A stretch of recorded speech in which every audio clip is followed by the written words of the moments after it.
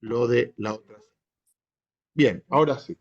La semana pasada, una de las preguntas que surgió era si Luzzatto se había casado. Y yo intuitivamente dije que sí, pero como soy medio detallista, lo fui a buscar. Y no, me lo fui a buscar exactamente. Y es interesante porque una de las críticas que le habían hecho era que enseñaba Cábala sin haber estado casado. Y él se casó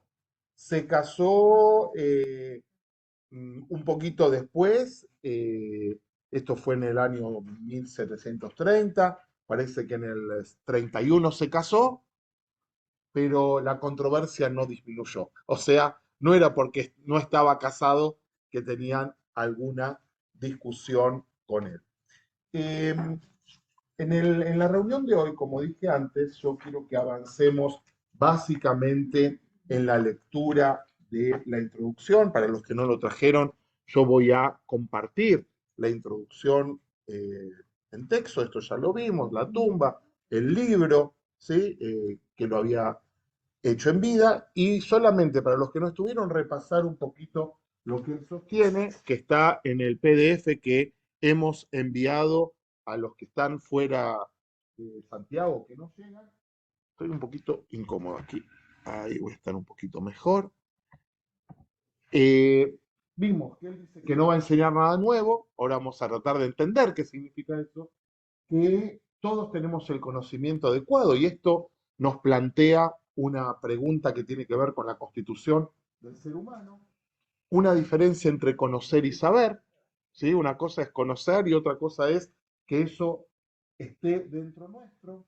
Lo que él propone es estudiar y volver a estudiar y que la naturaleza humana tiende a olvidar. Eso es parte de lo que vimos. Vimos también que el texto va a estar aprovechado con diferentes capítulos, que del capítulo 1 al capítulo 12 va a ser el camino para transformarnos de Yashar en Tzadik. Ahora vamos a ver algunas de las definiciones esas. Del capítulo 13 en adelante va a ser el Tzadik que va hacia el Hasid. Y después el último capítulo, el capítulo 26, que va a ser el capítulo donde él va a hablar de la Kedushá. Este es el texto que vimos, el texto de la Tefilá del Mishmar Kolhai.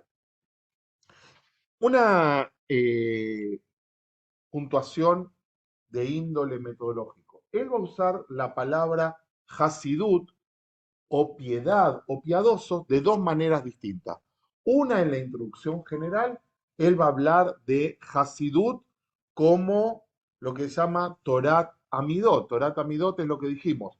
¿Cuáles son las características personales? Él va a hablar de la humildad, va a hablar de la pulcritud, va a hablar de eh, la celeridad en el cumplimiento de las mitzvot. O sea, no es lo mismo, ustedes recuerden, en inglés hay una palabra que es muy interesante, que es procrastinar. ¿La conocen? ¿Qué es? ¿Qué es esa? ¿Qué quiere decir? Postergar, ¿no? Postergar las cosas. Lo contrario es hacer las cosas con celeridad. O sea, no decir lo voy a hacer mañana, lo voy a hacer pasado, sino hacerla en ese momento. Entonces él va a mostrar cómo una de esas son las midot. Eso es la Torah amidot en general, son todas las cosas que deberíamos cada uno de nosotros tener en nuestra vida. Pero después también, dentro de esa lista, lo toma como Hasidut. Recuerden que Hasidut a los oídos contemporáneos tiene que ver con la corriente del movimiento hasídico, pero no es esto. La palabra Hasidut en la historia del pueblo judío tiene muchos significados. Por ejemplo, en el Talmud se habla de los Hasidim, eran personas que se levantaban una hora antes, iban a rezar en forma meditativa una hora antes, que no tiene que ver con esto. Otros Hasidim son los de la época de los Macabim, de los Macabeos, que son los que no toleraron la opresión que ejercían los griegos. Después hay otro grupo de Hasidim que se llaman los Hasidei Ashkenaz, los piadosos de Ashkenaz, con Rabbi Yehuda Hasid, que es uno de sus líderes, que escribió un libro llamado Seferá Hasidim, no era muy creativo, el libro de los piadosos, pero es un libro tradicional. Y después recién está el grupo del Baal Shem Tov, que es a mediados de 1700, que es el que nosotros conocemos. En la semana pasada hicimos una revisión un poquito rápida de la definición entre algunas de las palabras con respecto a Maimónides y con respecto también a, si se acuerdan, al Alter Rebbe, al primer Rebbe de Lubavitch. Y yo quiero puntualizar ahora, de acuerdo a la enseñanza del Rav Sherki, estas tres palabras, ¿qué significan? No soy yo el que hace ruido, ¿no? No. Estas tres palabras, ¿qué significan en el mismo Ramjal? Ramjal es Rabbi Moshe Chaim Luzzatto. Estas tres palabras. Y ayer dijimos que era correcto. Él dice, Sherki interpretando a Luzzatto de una manera muy simple, es, y ayer es quien quiera hacer el bien. ¿Sí?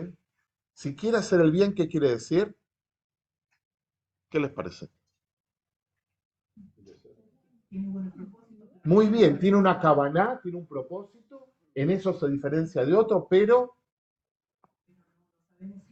muy bien, no siempre hace el bien, porque si no ya sería la siguiente categoría que es tzadik. Entonces el libro no toma a los que ni siquiera son reshaim, malvados, sino el libro se llama Mesilat y Esharim, o sea que para leer el libro ya tenés que estar en la primera categoría avanzada. ¿Sí? Parece algo chistoso. A lo mejor debería haber un libro que nos lleve desde ser malvado hasta ser Yashar, ¿no?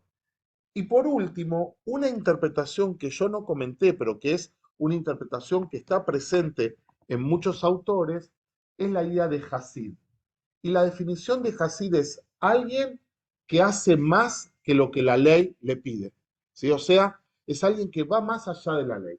Voy a dar un ejemplo tradicional. Si la ley estipula que quien tiene un campo en la época de Israel antiguo tiene que dejar las esquinas del campo para los pobres, las viudas y los huérfanos, hay un número, una medida mínima para dejar esas esquinas, pero no una medida máxima. Quien deja más de la medida mínima es considerado un Hasid. Hasid es alguien que hace más que lo que la ley le pide. Y eso es una definición que hasta el día de hoy se sigue utilizando. Cuando uno habla a veces con gente que pertenece a grupos Hasidim, ellos dicen, vos no estás obligado a cumplirlo. Yo lo cumplo porque sé que es una forma en que yo me siento bien, pero no es la obligación de todos. Voy a dar el ejemplo más habitual. ¿A quién le gusta comer Kneidalach en Pesach? Matzebol. ¿Sí? ¿Qué día comen Matzebol? Yo comería todo el año, pero en mi casa hay en Pesaj y en Rosh Hashanah. Es como si fuera los días que hay que comerlos para identificarlos. ¿Sí? Uno al final los identifica. Los Hasidim solo comen Kneidalach el octavo día de Pesaj. No comen durante Pesaj.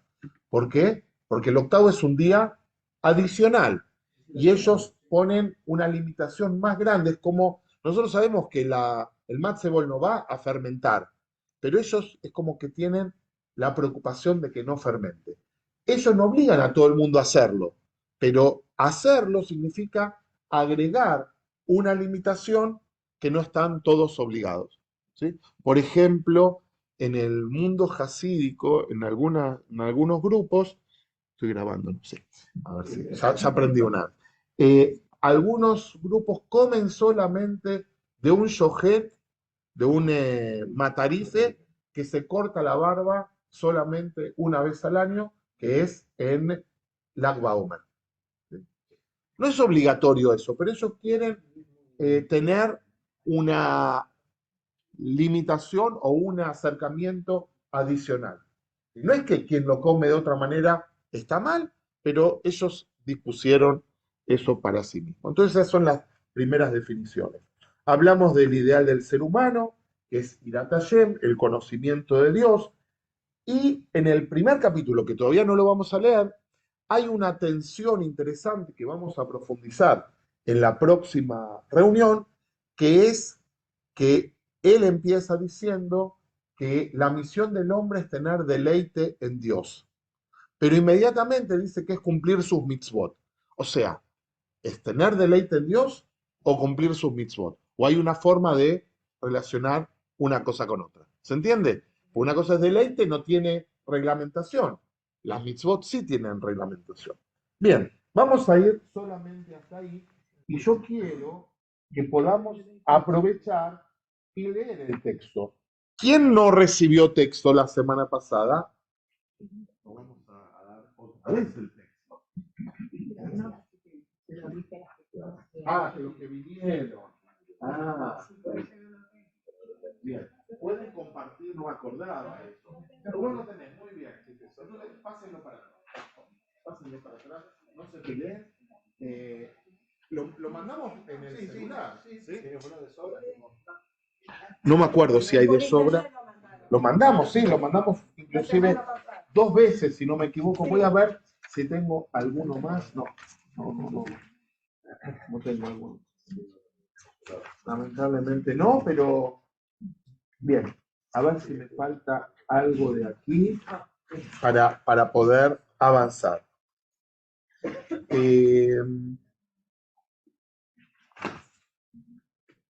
Bueno, ya lo otro lo hablamos, de que lo acusaron de Shabetayano, etc. De que era seguidor de Shabbatai Tzvi. Yo conté de Shabbatai Tzvi la semana pasada. Bien, entonces, a mí, ¿te di otra cosa? ¿Es el mismo? Dice Mesilat Yesharim, introducción. Ahí estamos. Bien. Moshe Chaim Luzzatto. Por eso se lo llama Ramjal. Ramjal son las siglas. Entonces, fíjense, empieza con una forma tradicional. Hay muchos libros que la primera palabra dice Amar Amejaber. Dijo el autor. Fíjense qué sutil. Recuerden que hay dos versiones de este libro. Uno era en diálogo. Este es el que quedó. El manuscrito del que era en diálogo se encontró y ahora se puede chequear también. Dice así: no he escrito este texto para enseñar a los hijos de Adán. ¿Qué quiere decir hijos de Adán? A las personas. ¿Sí? Aquello que no saben, sino para recordarles aquello que ya conocen y que está muy claro para ellos. O sea, una de las primeras preguntas que uno podría hacer es: ¿para qué escribió entonces? Si todos sabemos, ¿no? Para recordarles. Muy bien. Claro, hay como si fuera un dilema ahí, que está claro, pero hay que recordarles. ¿Qué?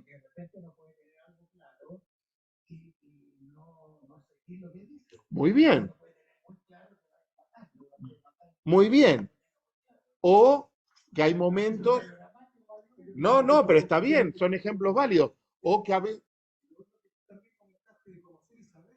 eso lo va a decir más adelante, lo va a repetir. Pero ¿qué pasa muchas veces? Que conocemos o que nos olvidamos, ¿sí? O que no está en el, como dicen en el inglés, top of the mind. No está arriba de todo, sino sabemos que hay que hacer así, portarse bien, doblar por la derecha, ver si viene alguien, pero no es lo que hacemos habitualmente. Lo interesante, fuerte, fuerte, así escuchan los que están allí. Sí, sí.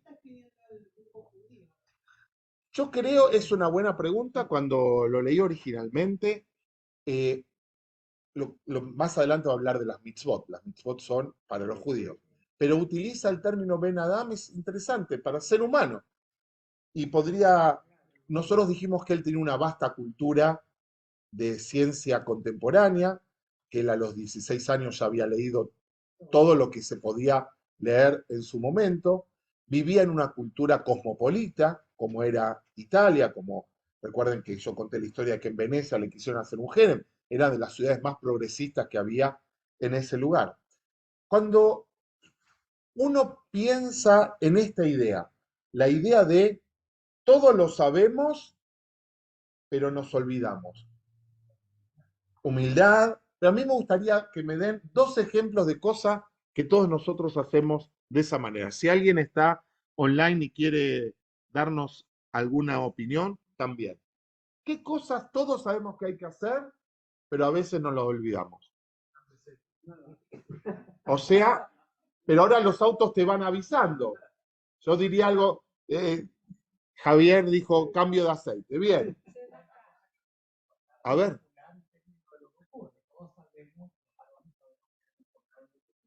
Bien, bien. Pero eso con respecto a mitzvot. Aquí hay algo todavía más básico. Todavía más básico. Controlar la ira, pero algo más básico todavía. Preocuparnos del desamparado. Más básico. Muy bien. Todos sabemos cuál es el secreto de las dietas. Todos sabemos. Nos sentamos en la mesa y nos olvidamos. ¿Sí? ¿Y qué otra cosa más que complementa la dieta? Hacer ejercicio. Todos sabemos. Miren, si ustedes son lectores voraces, como me pasa a mí, de cualquier cosa que pasa por el lado mío, cada 2 o 3 días aparecen los consejos para llegar a una ancianidad saludable. Los consejos son socializar, tener una dieta balanceada, tener desafíos intelectuales. Son todo lo mismo. Le dan la vuelta, qué sé yo. O sea, todos sabemos cuáles son los consejos, pero lo sabemos, está muy claro, pero ¿qué hacemos con ello? No lo ponemos en nuestro foco. A ver. Muy bien. Hay una canción, ¿se acuerdan? ¿Cómo se llamaba este cantante brasilero tan famoso? Roberto Carlos. Él tenía una canción que decía, todo lo que es lindo hace mal o engorda, ¿no? Siguiendo, pero es al revés. Claro, o es una transgresión, ¿no? Pero al final, nosotros sabemos las reglas.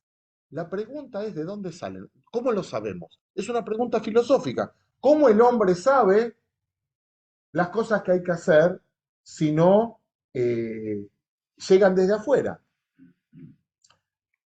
Miren todo lo que hablamos de la primera línea.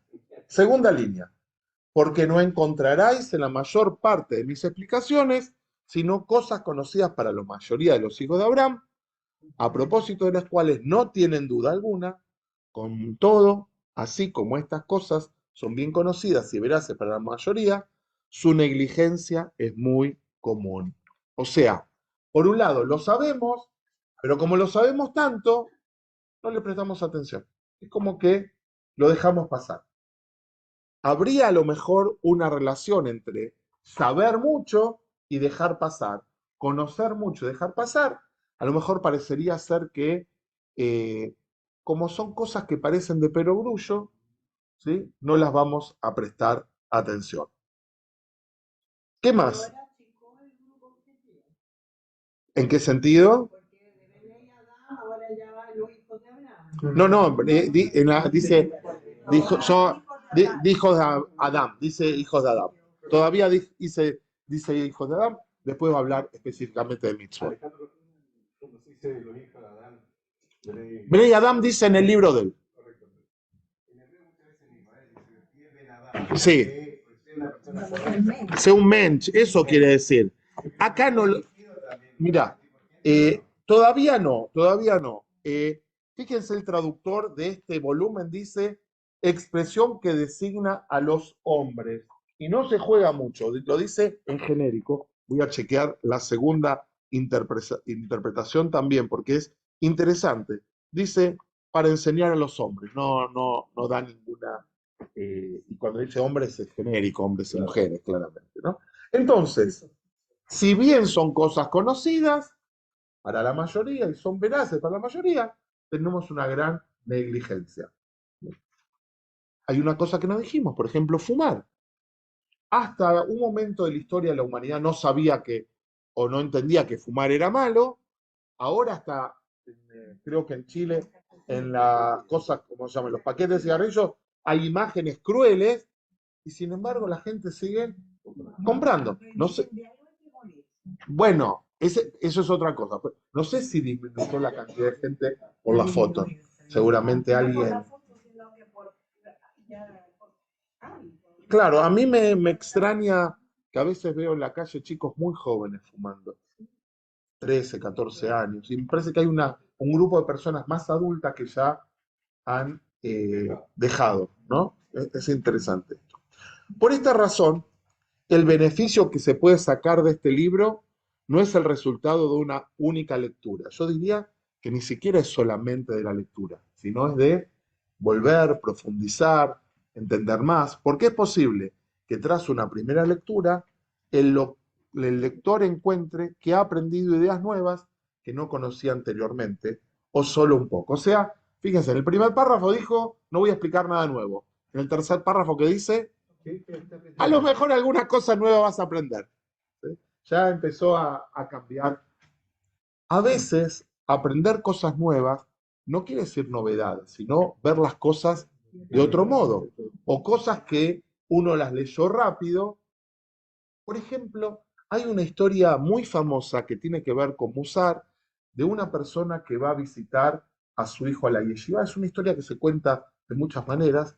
Y el hijo no está en la yeshiva, pero le dicen, ¿querés esperarlo en el cuarto de? Entonces el padre va al cuarto y a los ratitos dice, me voy. Y el Rosh ya le dice, ¿pero por qué te vas? ¿No lo vas a esperar? Dice, no, ya vi cómo estaba su cuarto está ordenado, quiere decir que él está bien. ¿Sí? O sea, que hay orden, ¿no? El orden también es una forma de una de las midot, va a aparecer ahí pulcritud y esto y lo otro, eh, y todos sabemos que es mejor trabajar en un entorno ordenado, pero a veces se nos mezcla y hay que hacer tiempo para poder arreglarlo. Entonces, su beneficio resultará más bien, y acá hay dos palabras importantes, el repaso y la constancia. O sea, no alcanza con estudiar cómo uno es más humilde, no alcanza con estudiar una vez cómo uno es más eh, zariz, quiere decir presto o rápido en cumplir las cosas, sino eso se logra solamente con la repetición, con la constancia. Una y otra vez se necesita volver a eso, porque también posiblemente otra cosa. En algunos momentos de nuestra vida necesitamos ajustar una de las cosas y en otro momento de la vida necesitamos ajustar otra. ¿Sí? Por ejemplo, si nosotros leemos el índice del libro, no me acuerdo si está al principio o al final. A ver, este índice. ¿Está al final? Entonces, por ejemplo, dice prudencia, diligencia, limpieza, eh, abstinencia, pureza, piedad, humildad, etcétera. A lo largo de nuestra vida, esos tienen otra prioridad, ¿no? O tenemos que trabajar sobre ellos de otra manera. Entonces, cuando lo leemos por primera vez, no le prestamos tanto atención porque no es eso lo que nosotros estamos en falta, sino que tenemos que encontrar otra cosa o descubrimos otra cosa. Bien, porque recordamos aquellas cosas que por naturaleza los hijos de Adán tienden a olvidar y de este modo prestarán su corazón a sus obligaciones en vez de descuidarlas. O sea, volver una y otra vez para acordarnos que es nuestra obligación. Y ahora va a ser una reflexión acerca de lo que estudian las personas en general. Voy a avanzar un poquito para leer 2 o 3 párrafos juntos. Y verás, si consideras atentamente el mundo en su conjunto, que la mayoría de los hombres de inteligencia sutil, ¿qué quiere decir inteligencia sutil? Bien, o sea que tienen capacidad de análisis profundo, nos lo está diciendo como algo positivo y aguda, dedican la mayor parte de su pensamiento y análisis a las sutilezas del saber y a las profundidades del análisis, cada uno de acuerdo con la inclinación de su inteligencia y sus propensiones naturales. O sea, que la gente diversa trata de estudiar diferentes cosas. ¿Sí? Eh, a mí me sorprendía mucho cuando mis hijos estaban en la escuela, que a lo mejor de una generación de 90 chicos, la mayoría que estudiaba estudiaba ingeniería, no, aquí, ingeniería comercial, ¿sí? ¿Por qué? Porque tiene que ver con un modelo de sociedad, tiene que ver con aspiraciones, tiene que ver con la idea de bueno, ¿y de qué vas a vivir? Que es una conversación absolutamente válida, pero era muy marcado la desproporción, entre comillas, de vocaciones hacia la ingeniería de administración de empresas, ¿cómo se llama? Ingeniería comercial con respecto a otras cosas, ¿no? Entonces, él, fíjense lo que va a explicar. Y ahora es interesante, él es una persona que vive en 1700 y algo, está escribiendo esto en 1700 después del 30. Hay quienes se dedican al estudio de la creación y la naturaleza. ¿Cómo llamaríamos a eso? Ciencias biológicas o naturales, ¿sí? Lo incorpora como parte del conocimiento.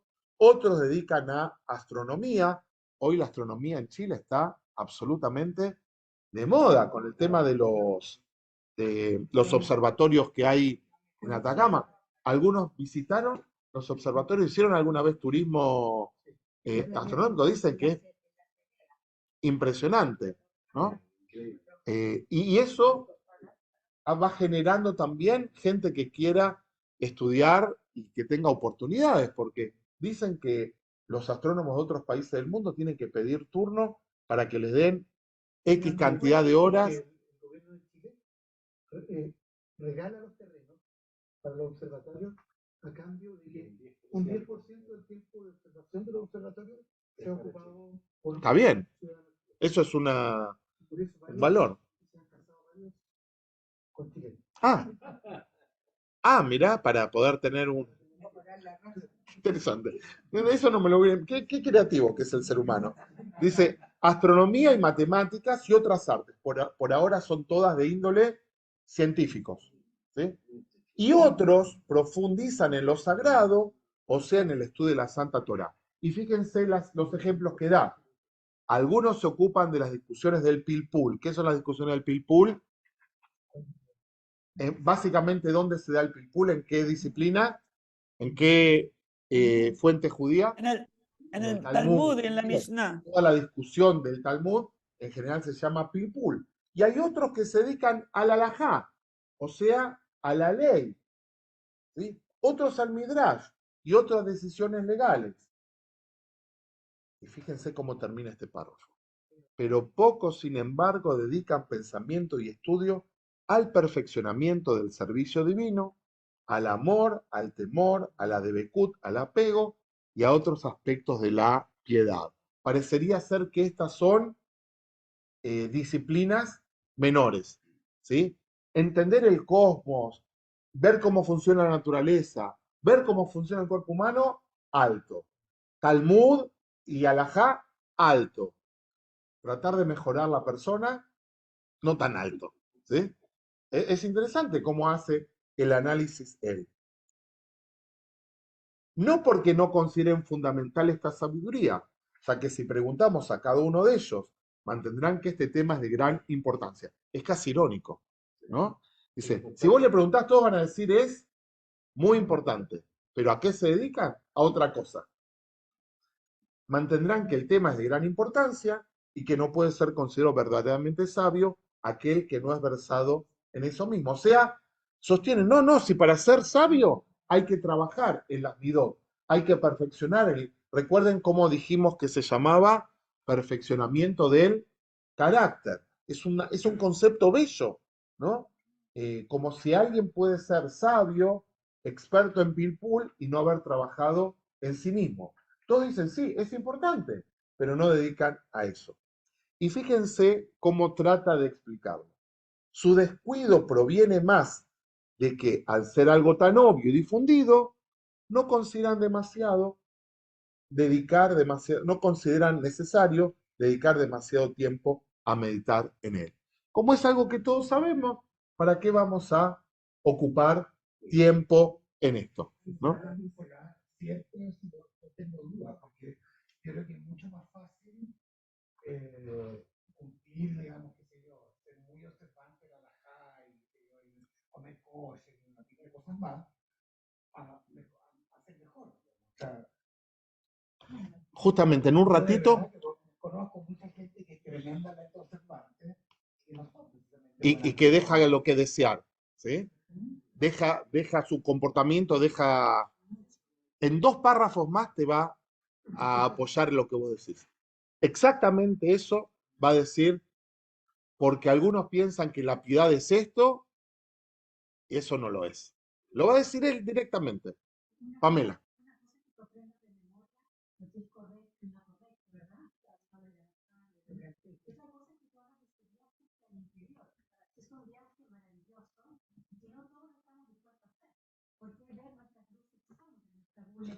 Y cambiar, y intentar cambiar. Sí. Así es. ¿Avanzamos un poco más? Yo quiero hacer un paréntesis.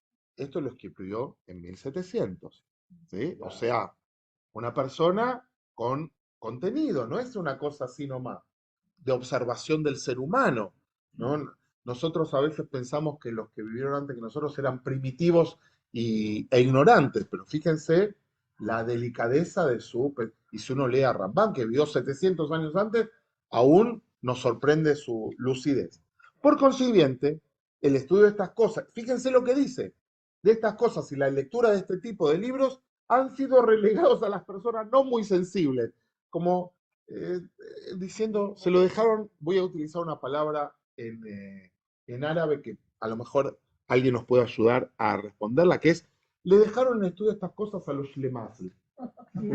¿Quiénes son los shlemasel? Shlemasel son las personas que en general no tienen mucha, claro, pero en realidad son no exitosas, claro, o mejor dicho, son los que ellos mismos producen su fracaso, ¿sí? Desafortunados, pero no es que el fracaso viene de afuera, sino de adentro. Entonces dice, ¿a quién le dejan estudiar estas cosas?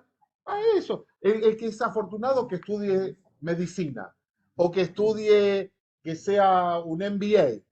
Y los que no pueden, bueno, que estudien Mesilat y Yesharim. ¿Sí? Él mismo se burla de eso, diciendo, al final, ¿qué tipo de sociedad construimos si lo que queremos es solamente el éxito intelectual o el éxito material sin construir gente que tenga valores? 1700 y tanto. O sea, justamente. Entonces, lo dejan a personas no muy sensibles y de poca inteligencia que veréis sumergidos en el estudio de la piedad sin apartarse de ella, y se ha llegado a punto que cuando uno se ve a otra persona con un comportamiento piadoso, no puede dejar de sospechar que se trata de alguien de escasa inteligencia. Bueno, algunos estudian ecuaciones y otros estudian Mesilat y Yesharim. ¿Sí? Eso lo dice burlándose, no lo dice como algo positivo, ¿no? Y esta situación acarrea, fíjense el análisis que hace, y esta situación acarrea consecuencias desastrosas, tanto los sabios como a los que no son sabios, haciendo que ambos tipos de personas carezcan de verdadera piedad y que ésta sea muy escasa en el mundo. Los muy sabios, ¿por qué? Porque lo ven en menos. ¿Y los otros, por qué? Porque no les es apropiado. Leopoldo. Sí, no, yo voy a hacer un comentario. Yo creo que no necesariamente uno podría hacer una melodía de esto que dice, porque creo que se da en el mundo real. Por lo menos he tenido, yo he tenido algunas experiencias, creo que muchos de los que estamos acá, mucha gente muy exitosa, que sabe mucha matemática, que sabe no sé cuánto, no son precisamente buenas personas. Y mucha gente que es mucho más humilde, que sabe mucho menos, que seguramente no sabe ni integral, que no son economistas, que de repente son mucho más profundos en su sentimiento de generosidad hacia los demás. Me gusta mucho lo que decís, pero ¿no habría posibilidad de unir los dos mundos? Sí, pero No se puede? se puede, pero de repente hay un problema creo, no sé, hay un problema como de tiempo. Exacto. O sea, si yo estoy metido en descubrir un hoyo negro nuevo, y qué sé yo, y estoy 8 horas dedicado a eso, no tengo tiempo para ir a visitar un lugar anciano y acompañar gente. Entonces, Me gustó lo que decís. A lo mejor el programa de MBA tendría que ser llevando a gente a las poblaciones también, ¿no? Me parece que, digo, a lo mejor lo hacen, no tengo idea, pero está bueno encontrar un equilibrio entre esas cosas. Es un lindo desafío. Bueno, hace unos días hablamos de algo de ese estilo.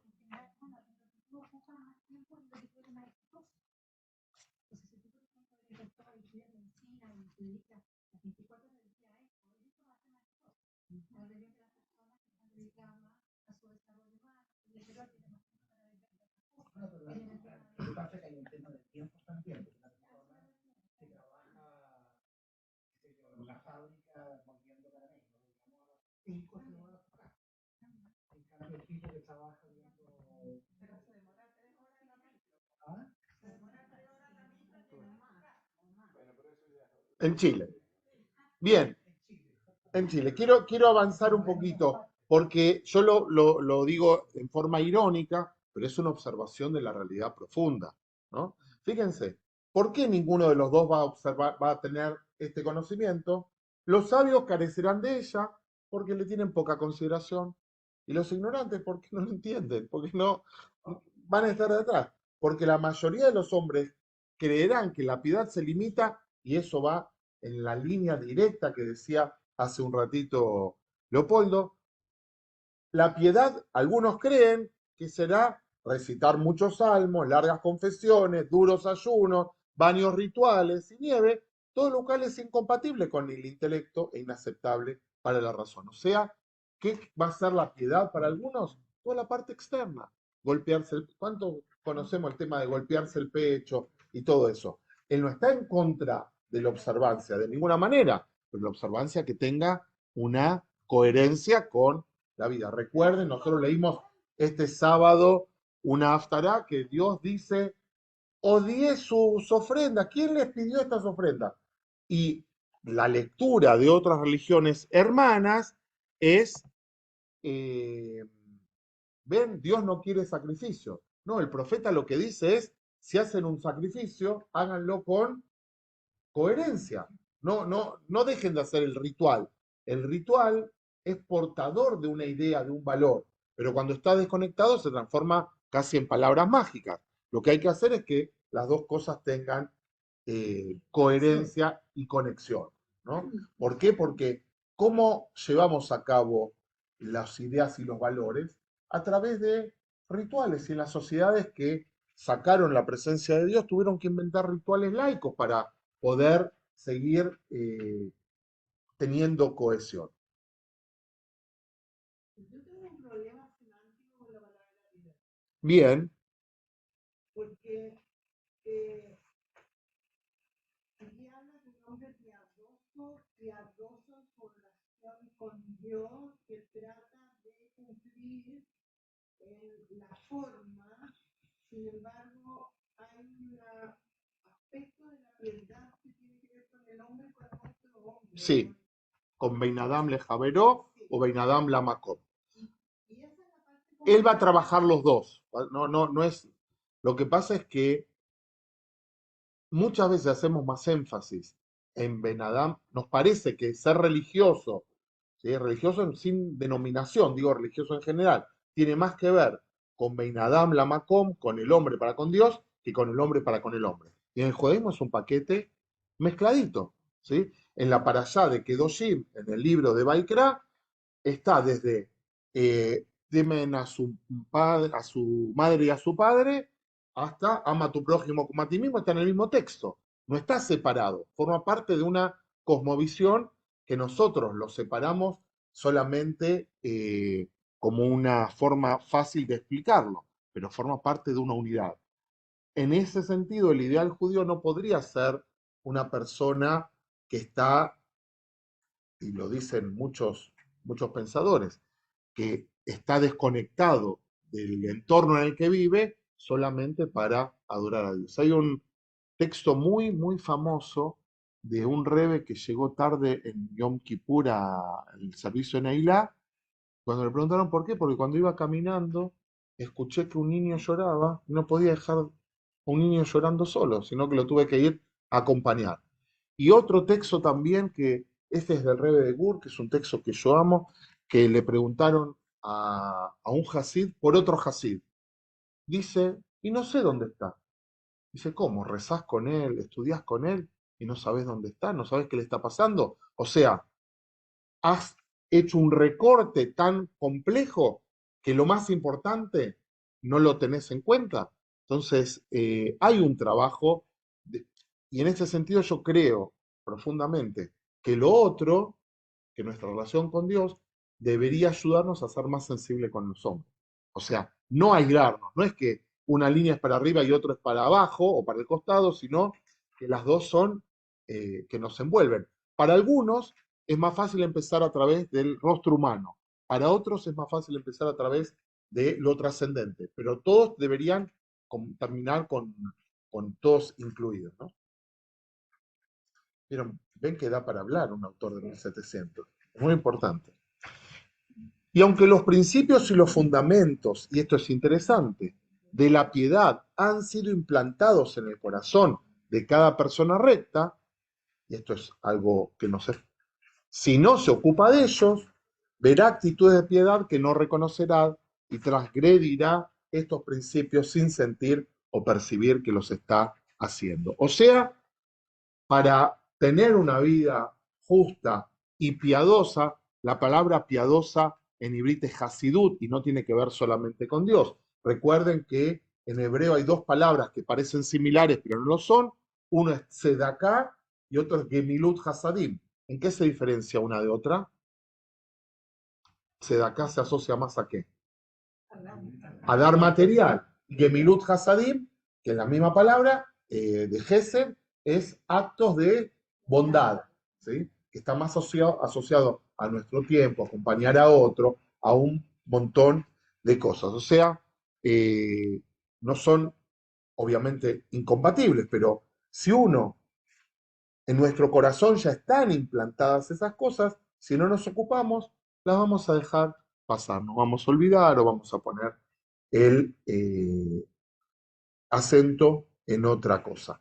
La pregunta que yo me anoté, porque trato de anotarme las cosas para no olvidarme, es ¿de dónde se adquieren estas cosas? Rambam, en el Hot, en el Hot de Ot, en las leyes de la conducta, o como lo traducen en la conducta ética, él dice que las conductas del ser humano tienen tres características o provienen de tres lugares distintos.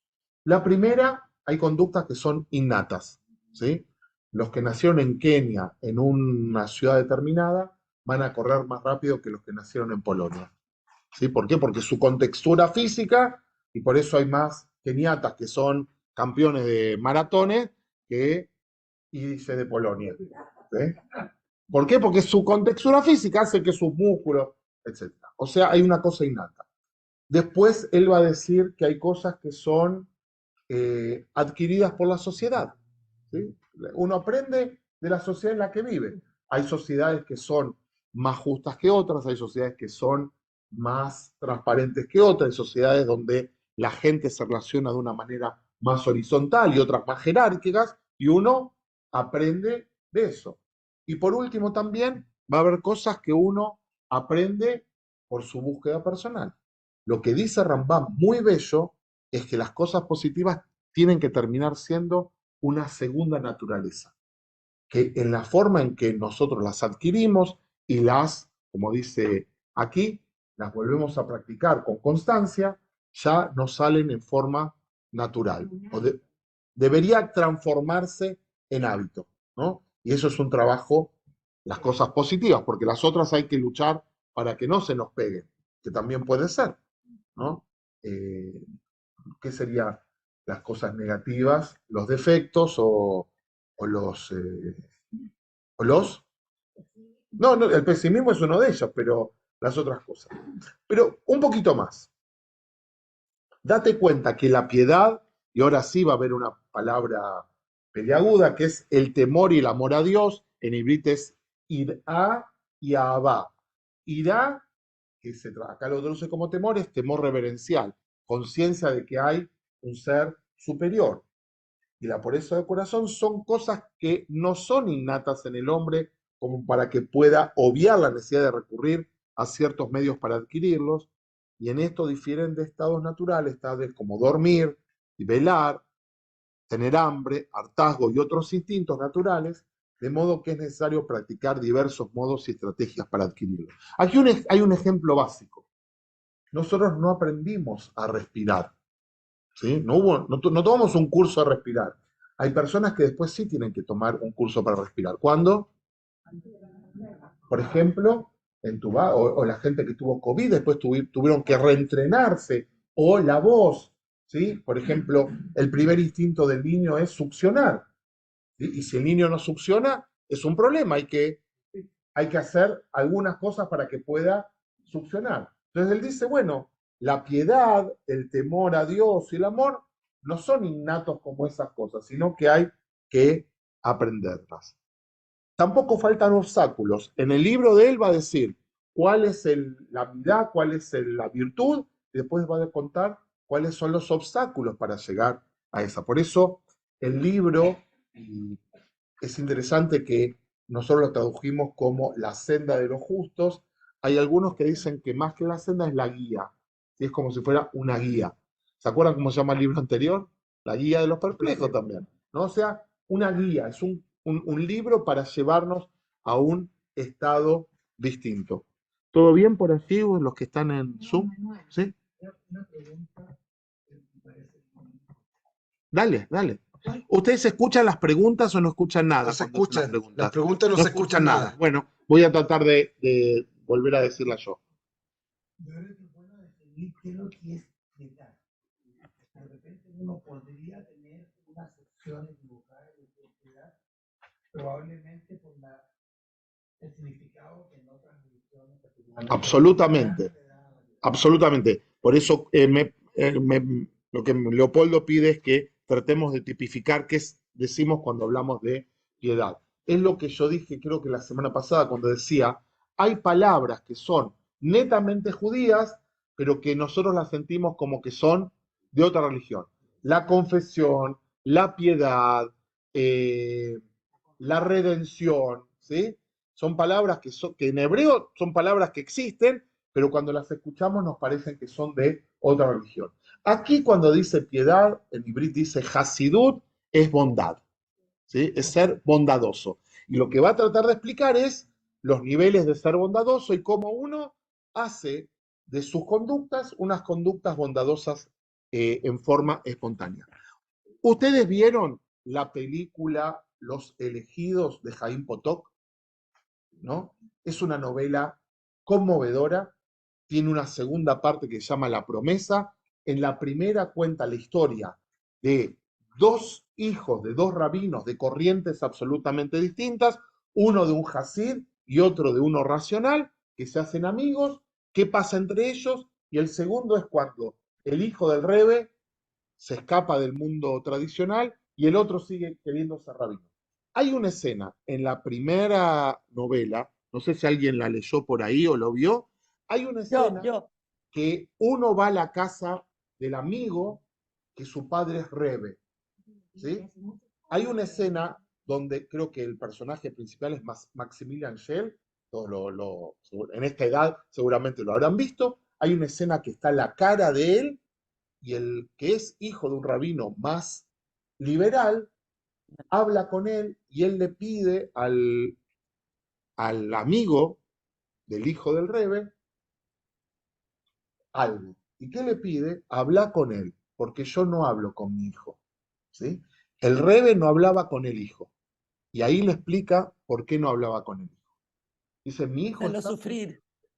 que una vez yo enseñando en la mesa de Shabbat algo que tiene que ver con leyes religiosas, él sabía todas las respuestas y me daba respuestas que eran a veces correctas alágicamente, pero que eran crueles. Y yo decidí educarlo a través del silencio. Sufrimiento.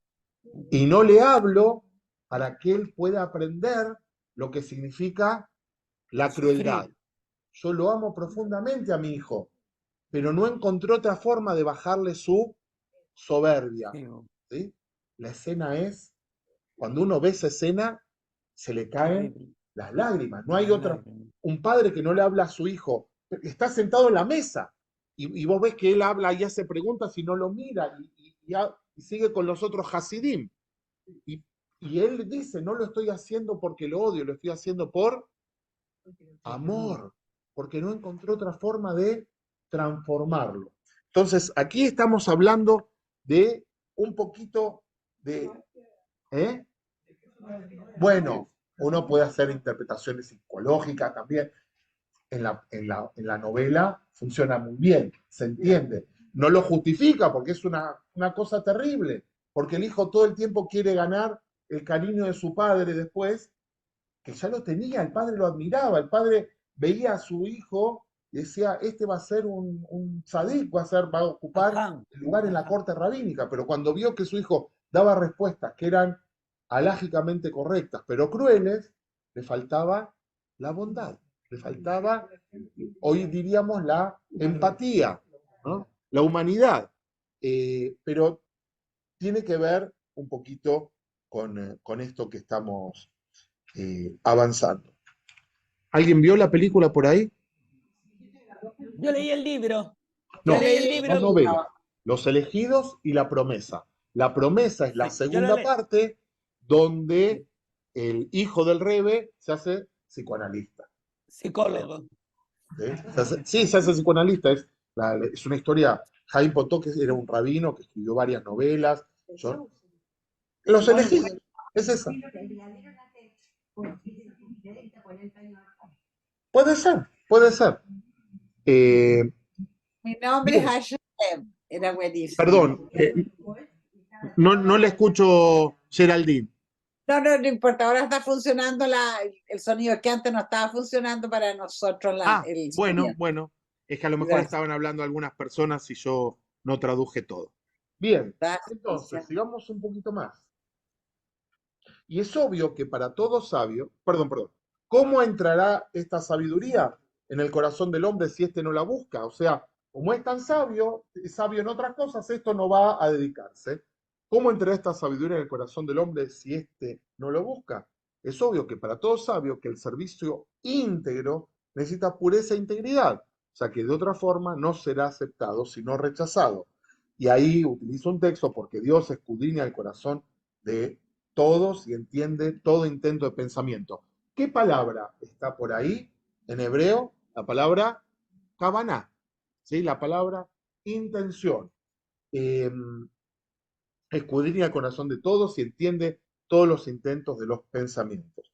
¿Qué responderemos el día de que nos repriman si descuidamos este estudio que tanto nos incumbe y que es esencial para todo, para aquellos que el Señor nuestro Dios pide de nosotros? Es conveniente que nuestra inteligencia se esfuerce y se afane en especulaciones que no son obligatorias, en argumentaciones que no darán fruto alguno, en leyes que no tienen relaciones con nosotros, mientras nos abandonamos al hábito y observamos en forma mecánica nuestro gran deber hacia el Creador. O sea, ¿por qué dice eso? Porque si uno estudia el Talmud, a nosotros nos pasa en el grupo que estudiamos los lunes y en el grupo que estudiamos los viernes, a veces estudiamos cosas que son impracticables, ¿sí? Y parte del placer de estudiar Talmud es eso, es estudiar cosas que son solamente teóricas. Por ejemplo, nosotros estamos estudiando uno de los tratados, el tratado de Makot, el tratado de qué pasa cuando uno de los castigos es flagelamiento u otro es el exilio. Ninguna de esas cosas se practican, pero ver cómo los rabinos argumentan, contraargumentan y dan vuelta a las cosas es fascinante. Entonces él dice, si dedican tiempo a estudiar eso, ¿no será mejor también estudiar cosas que tienen que ver con no solo con la práctica, sino con las cosas concretas? Si no buscamos y analizamos qué es lo que constituye el verdadero temor a Dios y cuáles son sus ramificaciones, ¿cómo adquiriremos y cómo escaparemos de las vanidades del mundo que hacen que nuestro corazón las olvide? Y ahí ya puso algo más. No solamente nos olvidamos porque sí, sino que hay cosas en lo mundano que nos hacen olvidar. Recuerden algo muy interesante, que nosotros en el Shema Israel, que leemos 2 veces por día, en el tercer párrafo del Shema, que está traducido de acuerdo a diferentes autores, en Ibrit dice, Velotaturu, ajarei lebabhem, beajarei einehem, asher atem zonim ajareyem. La traducción es fuerte, dice, Velotaturu, y no se desvíen detrás de vuestros corazones. El corazón en el mundo rabínico es la inteligencia, no son los sentimientos. Viajaré einehem, detrás de vuestros ojos. ¿Qué representan los ojos? El lugar por donde entra el mundo de afuera, ¿sí? Pero dice que os prostituyen. La palabra, ¿sí? Es una palabra fuerte. ¿Por qué? Porque a veces todo lo que vemos de afuera lo deseamos, lo queremos. Entonces, la tradición es para no correr detrás de nuestros corazones. Acá dice, detrás de las vanidades. O sea, uno podría anhelar tener una vida de bondad, pero hay escollos en el camino. Esos escollos a veces son nuestras cosas mismas que vemos. Pensaba en algo adicional.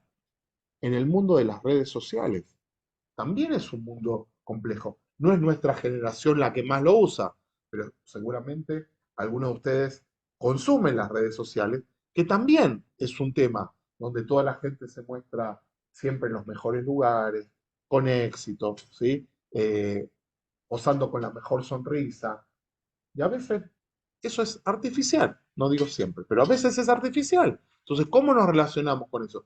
¿Cuántas veces alguien dice, mirá dónde está este, qué lindo? A lo mejor ese que está posando ahí tampoco le está pasando tan bien.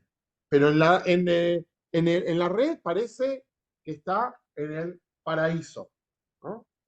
El tema de esa apariencia también es una complicación. Bien, si lo olvidamos, desaparecerá aunque seamos conscientes de su necesidad.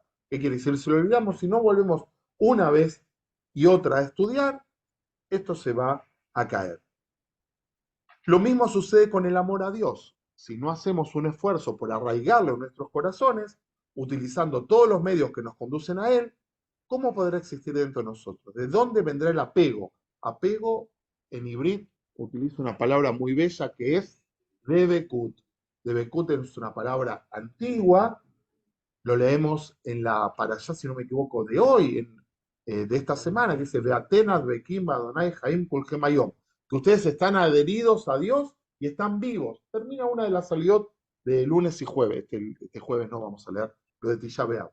La palabra adherirse a Dios aparece, tiene mucho más significado en el mundo hasídico. En el mundo hasídico, la debekut es uno de los anhelos en los cuales la persona pierde ya su conciencia individual.